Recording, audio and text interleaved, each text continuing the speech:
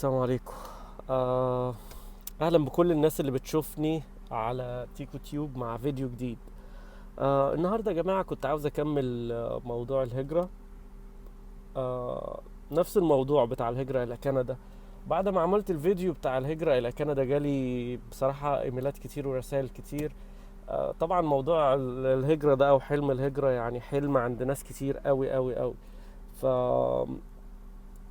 بالمناسبة وانا بعمل سيرش كده وبدور، بعض الناس بعض الاعضاء اللي بتبعت لي رسائل كتبوا لي رسالة عن ان في جزيرة في كندا آه، فاتحة الهجرة للناس، يعني من زمان موضوع قديم وكده.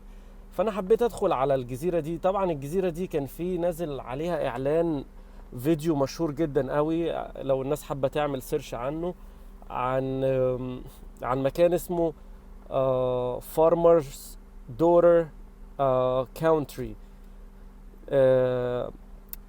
اللي هو مزرعة المكان حاجة كده، يعني دي الترجمة الحرفية بتاعتها، مزرعة الأسرة أو مزرعة البنت الأخت الابنة، مزرعة الابنة.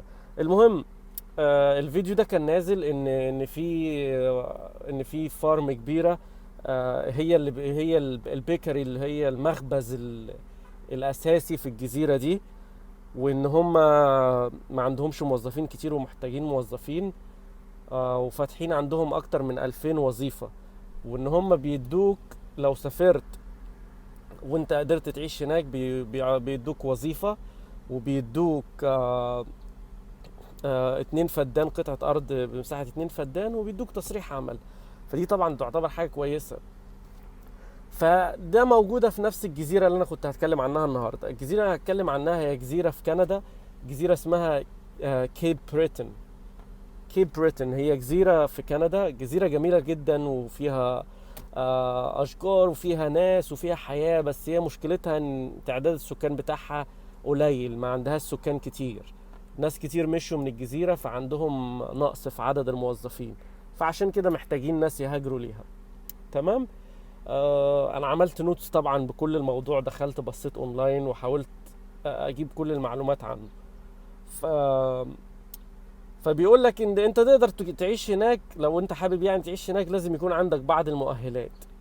بس انت لو قدرت تخش الجزيرة دي طبعا هيتعرض عليك، هتلاقي وظيفة وعمل و... ولو انت لقيت شغل هيدوك تأمين صحي، وهيدوك تصريح عمل، تصريح دراسة. بكده هيكون عندك فرصة ان انت تقدر تشتغل وتدرس في نفس الوقت. طبعا كان مكتوب بيقول لك ان لو الحاصلين على الجنسية الأمريكية مش محتاج فيزا، لانك بتاخد فيزا زيارة لمدة 6 شهور، وقبل للتجديد تقدر تجددها في اي وقت. المهم، يقول لك طريقة الحصول على الإقامة، وهي تعتبر برضو نفس الطريقة لكندا، بس دي على طريقة مسهلة. زي ما انا قلت لكم في الفيديو اللي فات ان في كل مكان، كل مقاطعة، كل ولاية، كل ستيت في كندا ليهم بعض القوانين المنفردة ليهم يعني.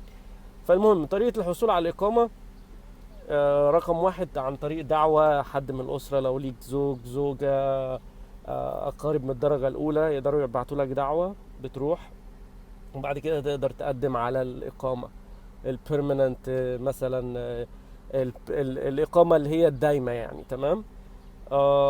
تاني حاجة، لو انت قدمت على وظيفة اونلاين والشركة او المكان كلموك وبعتولك، فبالطريقة دي هتقدر تحصل على فيزة عمل وتصريح عمل، وتقدر تروح تقدم على الإقامة وتاخد الجنسية خلال 6 شهور. وحاجة كمان عاوز أضيفها بالنسبة لموضوع العمل، هما بياخدوا الناس على حسب المؤهلات. يعني مؤهلك، لو أنت مؤهل للوظيفة، عندك قدرات اللغة الإنجليزية واللغة الفرنسية، فدي بتعتمد على الموضوع ده.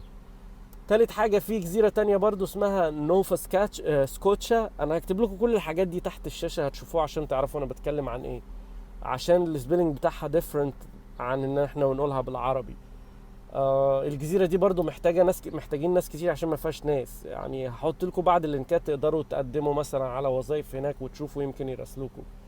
آه تالت حاجة بقى، يعني بعض الشروط اللي اتذكرت في أكتر من موقع، اللي هو الحصول على امتحان اللغة الإنجليزية أو اللغة الفرنسية. تكون يعني مؤهل لليفل 2، يعني للمرحلة التانية. وفي بقى تقدر تعمل بروفايل اونلاين، تسرب البروفايل ده وبتحط الابليكيشن بتاعك وتحط كل المؤهلات بتاعتك، كل الوظائف او الحاجات اللي بتقدر تعملها، الحرف المختلفة اللي بتقدر تعملها، لان دي بتفيد وبتفرق، لان في ناس محتاجينها هناك. أه هحط لكم كل التفاصيل تحت اللينك او في الويب سايت بتاعي برضو، عشان لو حابين تقدروا تقروا عن الموضوع اكتر. انا حبيت اشارككم بالفيديو يمكن يفيدكم. يا ريت ما تنسوش شير وسبسكرايب عشان لو حد تاني ممكن يستفاد من الفيديو بتاعي. يا ريت تبعتوا لي رسائل اكتر، وانا هحاول ارد عليكم على قد ما اقدر. والناس اللي لسه ما ردتش عليهم يا ريت ما يزعلوش مني، هرد عليكم في اقرب وقت. انا جاي لي رسائل كتير جدا، وبحاول اخد رسالة رسالة واعمل لكم فيديوهات، عشان اعرف ان في ناس كتير مش بيحبوا يقروا حاجات، فبنحاول نسهلها في فيديو احسن. اشوفكم في فيديو جديد. ما تنسوش شير وسبسكرايب عشان ناس تانية تشوفنا. يلا اشوفكم، مع السلامة.